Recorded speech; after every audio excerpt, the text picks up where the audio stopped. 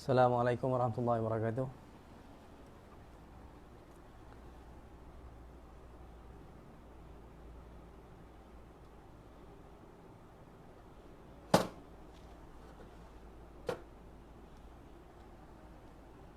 Alhamdulillah nahmaduhu wa nasta'inuhu wa nastaghfiruh wa na'udzu billahi min syururi anfusina wa min sayyiati a'malina. May yahdihillahu fala mudilla lahu wa may yudlil fala hadiyalah. Asyhadu an la ilaha illallah wahdahu la syarika lah wa asyhadu anna Muhammadan abduhu wa rasuluh. Amma ba'd. Khabar semua?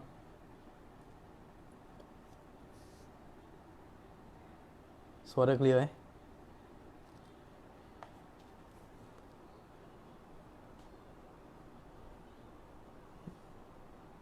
Baik. Terima kasih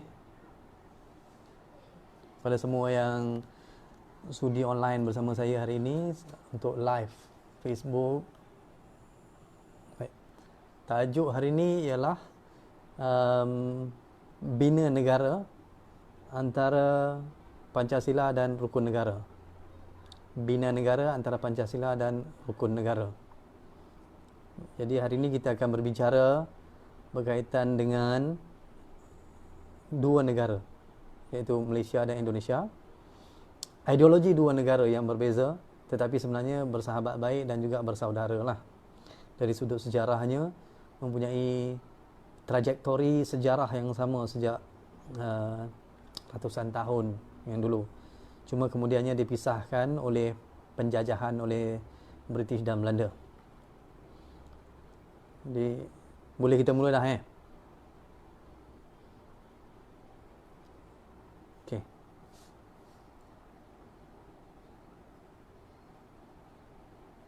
Semua clear Sebab hari ni hari pertama saya gunakan mic yang ini. Mic yang ini jadi dia agak janggal sikit lah. Biasanya gunakan earphone. Kita bincang tentang bina negara hari ini. Apakah ciri ataupun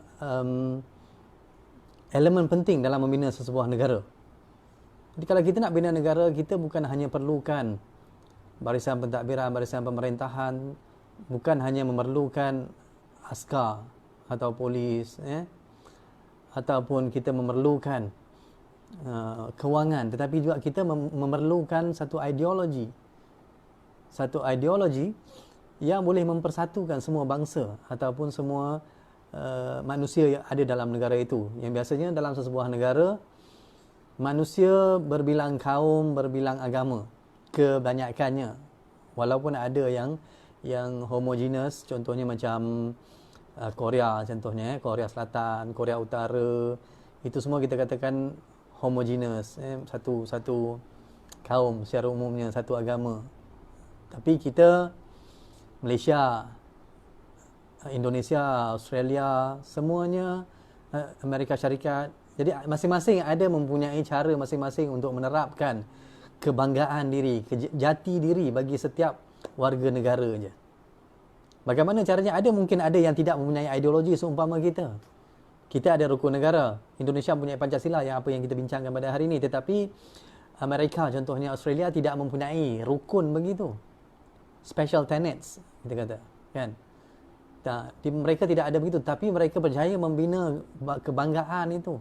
Contohnya Amerika Syarikat berjaya membina bahawa kepada pemikiran rakyatnya bahawa mereka adalah wakil dunia, polis dunia. Tapi tetap juga mereka memerlukan satu platform untuk menyebarkan pemikiran itu.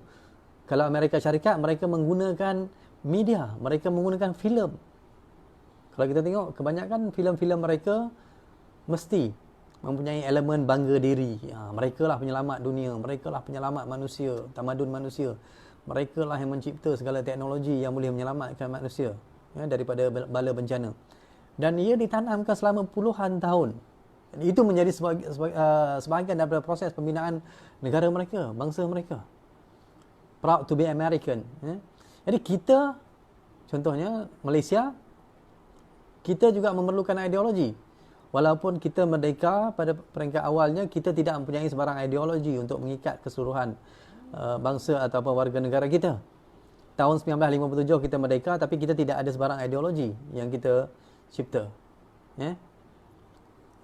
So saya cerita daripada perspektif Malaysia dululah, rukun negara. Bila terciptanya rukun negara ini? Rukun negara tercipta ataupun terhasil pada tahun 1970. Hasil ataupun natijah daripada satu peristiwa yang sangat besar, menggemparkan Malaysia, menggegarkan Malaysia, yang sangat kontroversi, sangat sejarah hitam lah dalam negara kita, iaitu peristiwa 13 Mei 1969. Ini satu peristiwa hitam dalam sejarah negara kita yang kita tidak mahu dia berulang kembali. Jadi itulah yang menyebabkan terciptanya ataupun terhasilnya rukun negara dalam negara kita ini. Sebelum itu kita tidak ada sebarang ideologi yang mengikat bangsa, mengikat emosi kita sebagai warga Malaysia. Tak ada. 1957 kita merdeka, kita hanya ada perlembagaan yang mengikat kita. So perlembagaan itu pada waktu itu ialah perlembagaan satu dokumen yang terlalu tinggi untuk difahami oleh warga negara biasa, oleh rakyat biasa. Perlembagaan tak ramai daripada kita pun yang boleh telusuri perlembagaan, yang boleh akses kepada perlembagaan, kecuali pada hari ini kita boleh akses online. Lebih kurang 60 tahun dulu tidak ada manusia ataupun orang biasa, warga negara biasa tidak mempunyai akses terhadap perlembagaan. Jadi kita membina negara tahun 1957 tanpa satu ideologi. Kenapa kita perlukan ideologi? Ideologi adalah satu set peraturan ataupun satu set pemahaman yang perlu diterapkan kepada seluruh manusia yang berada dalam sempadan negara yang sama, supaya mereka merasakan kekitaan, sense of belonging. Ya, itu dalam konteks pembinaan negara. Kalau kita dalam konteks Malaysia, kita merdeka 1957, kita mempunyai elemen yang sangat penting, itu bahasa Melayu sebagai bahasa persekutuan, bahasa kebangsaan, Perkara 152. Bahasa Melayu sebagai bahasa kebangsaan, bangsa kebangsaan, menjadi satu elemen pengikat keseluruhan bangsa Malaya waktu itu. Diwacanakan bangsa Malaya. Itu 152. Kemudian perkara 3, agama Islam sebagai agama persekutuan, agama bagi persekutuan. Tetapi agama Islam tidak boleh menjadi pengikat bagi seluruh warga Malaya ataupun warga Malaysia. Agama Islam adalah untuk kita orang Islam. Untuk orang Islam, agama Islam adalah sumber tertinggi. Ya. Dokumen tertinggi lah katakan, ataupun ideologi tertinggi bagi kita umat Islam adalah Al-Quran, hadis, iaitu agama Islam, sumber bagi agama Islam. Tetapi bagi saudara kita ataupun sahabat-sahabat kita yang bukan Islam, daripada latar belakang Hindu, Kristian, Buddha atau agama yang lain-lain itu, contohnya Sikh pun, mereka tidak dapat menerima agama Islam sebagai ideologi. Tidak boleh menjadi pengikat sentimen, emosi antara kita dengan orang yang bukan Islam. Jadi kita memerlukan satu ideologi yang dia lebih bebas, lebih liberal. Liberal, jangan terkejut bila sebut liberal. Liberal ini maksudnya kata lawan bagi parochial, sempit.